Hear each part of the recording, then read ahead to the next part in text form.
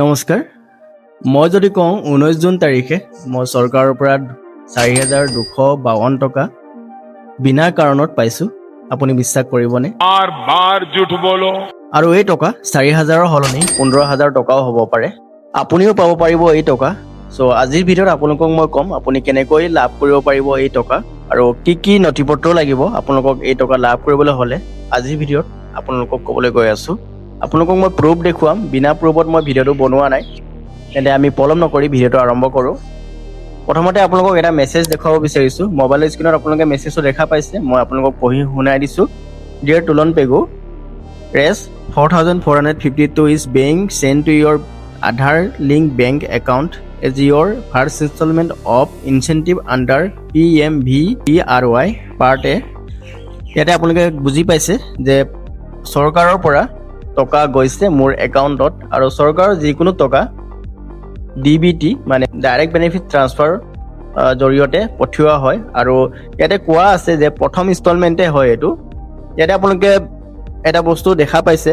PMVBRY ইয়াতে ফুল ফৰ্মটো হৈছে প্ৰধানমন্ত্ৰী বিকশিত ভাৰত ৰোজগাৰ যোজনা এই আঁচনিৰ অধীনত মই এই 4452 টকা লাভ কৰিবলৈ সক্ষম হৈছোঁ আৰু এই আঁচনি আপোনালোকে কেনেকৈ লাভ কৰিব পাৰিব আজি ভিডিঅ'ত আপোনালোকক সম্পূৰ্ণ ডিটেইলছ দিবলৈ গৈ আছোঁ আঁচনি বুলি তেনেকুৱা নহয় যে আপুনি এই আঁচনিৰ কাৰণে কিবা এটা ফিল আপ কৰিব লাগে তেনেকুৱা নহয় এটা কাম কৰিব লাগে সেইটো কাম কৰিলে আপোনালোকে এই আঁচনিৰ টকাটো লাভ কৰিবলৈ সক্ষম হ'ব কোনসকলে এই আঁচনি লাভ কৰিব পাৰিব সেইটো কোৱাৰ আগতে আপোনালোকক মোৰ যি EPFৰ একাউণ্টটো লগ ইন কৰি দেখুৱাব বিচাৰিছোঁ তাতে আপোনালোকে দেখা পাই যাব মোৰ প্ৰথম ইনষ্টলমেণ্টটো পঠিয়াই দিয়া হৈছে সকলো ডিটেইলছ আপোনালোকে তাত চাব পাৰিব আপোনালোকক মই সম্পূৰ্ণ ডিটেইলছটো দেখাব বিচাৰিছোঁ তাৰপিছত আপোনালোকক মই ক'ম কোন এলিজিবল হয় আৰু কেনেকৈ আপোনালোকে লাভ কৰিব পাৰিব ইয়াতে আপোনালোকে দেখা পাইছে প্ৰধানমন্ত্ৰী বিকশিত ভাৰত ৰোজগাৰ যোজনাৰ বিষয়ে আপোনালোকক গুগলত দেখাব বিচাৰিছোঁ ইয়াত বেনিফিটটো কোনে কোনে পাব আৰু কিমান পাব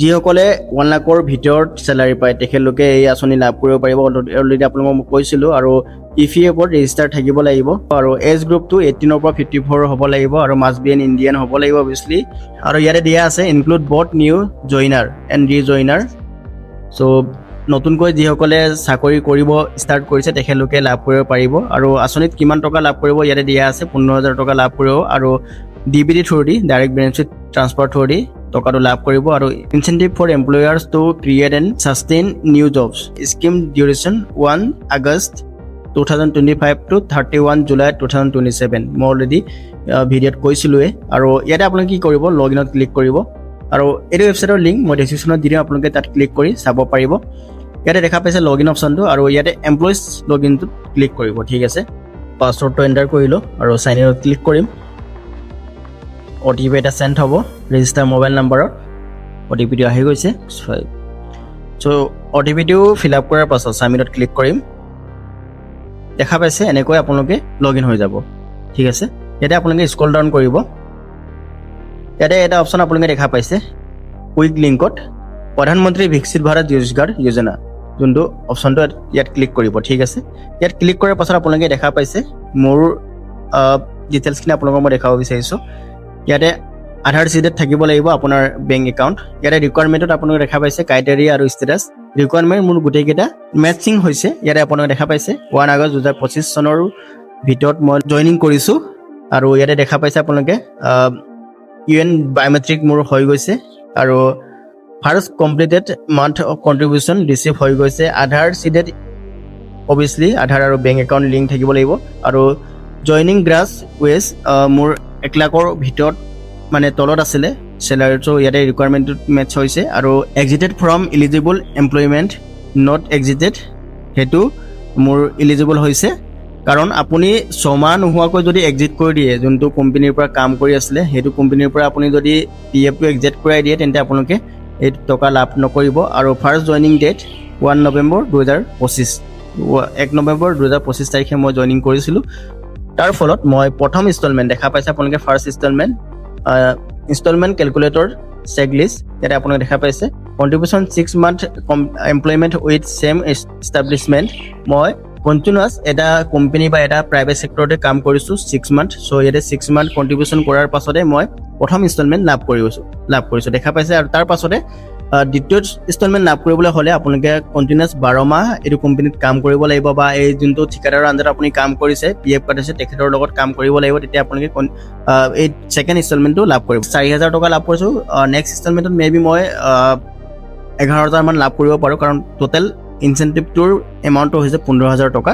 আৰু প্ৰথম ইনষ্টলমেণ্টটোৰ এমাউণ্ট ইয়াতে আপোনালোকে দেখা পাইছে। ফাৰ্ষ্ট ইনষ্টলমেণ্ট 4,452 ৰুপিজ 2026 চনৰ 6 মাহ 19 তাৰিখে লাভ কৰিছোঁ। মোৰ বেংক একাউণ্ট ডিটেইলছ ইয়াতে শ্ব' হৈ গৈছে, চ' ক্ৰেডিটেড হৈ গৈছে। চ' বন্ধু বান্ধৱীসকল এনেকৈ আপোনালোকে লাভ কৰিব পাৰিব। ত' আপোনালোকে দেখা পালে মই কেনেকৈ লাভ কৰিবলৈ সক্ষম হ'লোঁ। চাওক, ইয়াতে আপোনালোকক মই কথাটো বুজাই ক'ব বিচাৰিছোঁ। প্ৰথমবাৰৰ বাবে যিকোনো কৰ্পৰেট কোম্পানীতে হওক বা প্ৰাইভেট কোম্পানীতে হওক, প্ৰথমবাৰৰ বাবে চাকৰিত যোগদান কৰে আৰু চাকৰিত যোগদান কৰাৰ পাছতে কোম্পানীৰ পৰা PF বা EPFৰ আপোনালোকক ৰেজিষ্ট্ৰেশ্যন কৰি দিব। আৰু ৰেজিষ্ট্ৰেশ্যন কৰাৰ পাছত যেতিয়া আপোনালোকৰ মান্থলি আপুনি দৰমহা লাভ কৰিব বা চেলাৰী লাভ কৰিব, তাৰে কিবা এটা টকা PFৰ নামত জমা কৰিব লাগে। চ' তেনেকৈ আপোনালোকে 6 মাহ কণ্টিনিউৱাছ জমা কৰিব লাগিব। এটা UN নাম্বাৰ জেনেৰেট কৰিব লাগে। আপোনালোকে নিজে UN নাম্বাৰ জেনেৰেট কৰিব পাৰিব উমং এপৰ জৰিয়তে। মোৰ অলৰেডি ভিডিঅ' দি থোৱা আছে, আপোনালোকে চাই নিজে জেনেৰেট কৰিব পাৰিব। আধাৰ কাৰ্ড লাগিব আপোনালোকক, আৰু আধাৰ কাৰ্ডৰ থ্ৰুদি আপোনালোকে জেনেৰেট কৰিব পাৰিব। আপোনাৰ ফেচ অথেণ্টিকেশ্যন হ'ব। চ' সেইটো জেনেৰেট কৰাৰ পাছতে আপোনালোকে আপোনাৰ যি UN নাম্বাৰটো এক্টিভ কৰিব লাগিব আধাৰ থ্ৰুদি। আৰু তাত যি কাম কৰিবলগীয়া থাকে, আপোনাৰ KYC কৰিবলগীয়া থাকে, KYCত আপোনাৰ বেংক ডিটেইলছ, আপোনাৰ পেন কাৰ্ড ডিটেইলছ দিব লাগিব, আৰু নমিনি ডিটেইলছ আপোনালোকে দিব লাগে।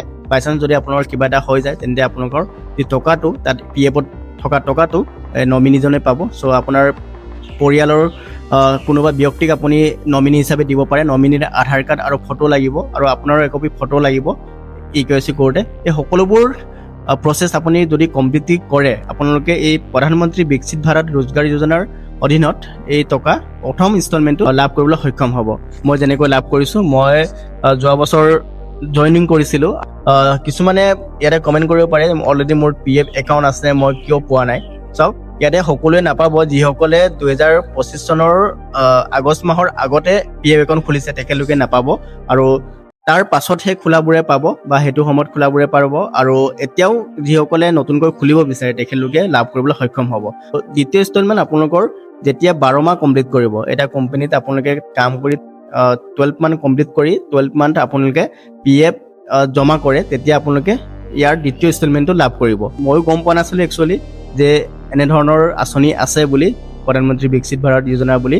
চ' মই নিজেও গম পোৱা নাছিলোঁ। মই কিন্তু প্ৰচেছবোৰ সম্পূৰ্ণ কমপ্লিট কৰিছোঁ। আপোনালোকক মই দেখুৱালোৱে ভিডিঅ'ত কি কমপ্লিট কৰিব লাগে। চ' সেইকেইটা প্ৰচেছ কমপ্লিট কৰাৰ পাছত মই অট'মেটিক পাই গ'লোঁ। এতিয়া কথাটো হৈছে কি নথিপত্ৰ লাগিব। অলৰেডি আপোনালোকতো ক'লোৱেই, আধাৰ কাৰ্ড লাগিব আপোনাৰ, আৰু একপি ফটো, আৰু আপোনাৰ পেন কাৰ্ড, আপোনাৰ বেংক ডিটেইলছ লাগিব, আৰু নমিনিৰ আধাৰ কাৰ্ড আৰু ফটো লাগিব KYC কৰিবৰ কাৰণে। চ' UN নাম্বাৰ কেনেকৈ জেনেৰেট কৰিব পাৰি অলৰেডি মোৰ ভিডিঅ' দি থোৱা আছে, আপোনালোকে চাব পাৰিব, বা আপোনালোকে ইউটিউবত চালে গম পাই যাব আপুনি নিজে কেনেকৈ UN নাম্বাৰ জেনেৰেট কৰিব পাৰি। চ' অতি সহজে আপোনালোকে UN নাম্বাৰ জেনেৰেট কৰিব পাৰিব উমং এপৰ থ্ৰুদি।